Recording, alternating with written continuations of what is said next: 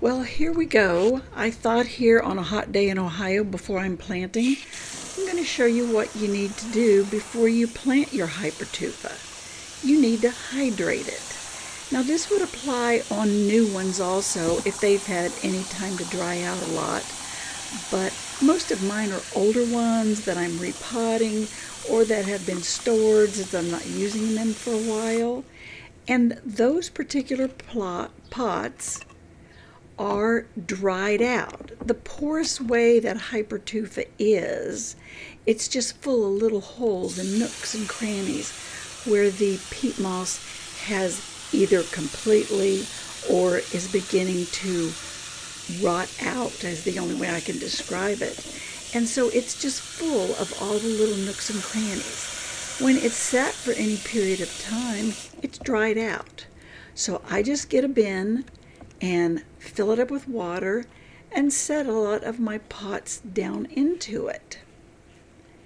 So over here are two pots that have been in my backyard barn. They haven't been used in a while. So I'm just going to shake those out.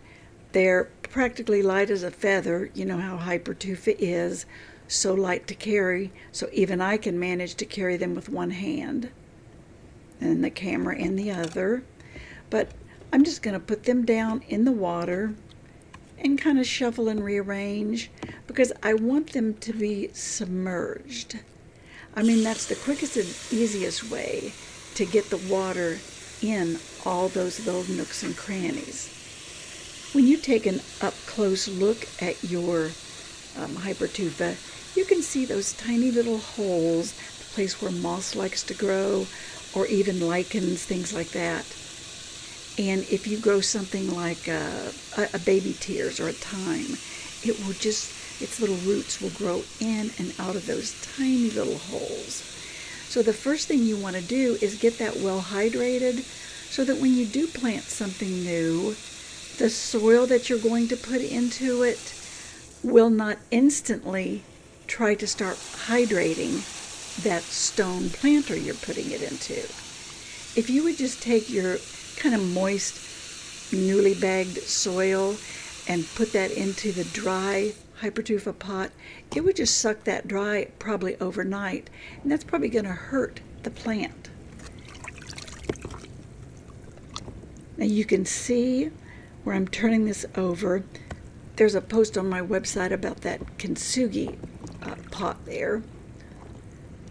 But anyway, you can just see all those little nooks and crannies and how the water will soak into those. You can watch it bubble and penetrate all those little spots.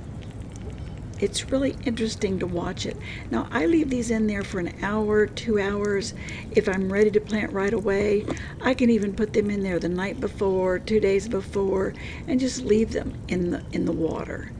Because it's just best for the health of your plant for everything to be hydrated before you put the soil in. See how well these looked? Look how wonderful that little elfin thyme is going to root into the pot now that it's moist soil and a moist pot. Looks wonderful, so to remember to hydrate your Hypertufa. Thanks for joining me today.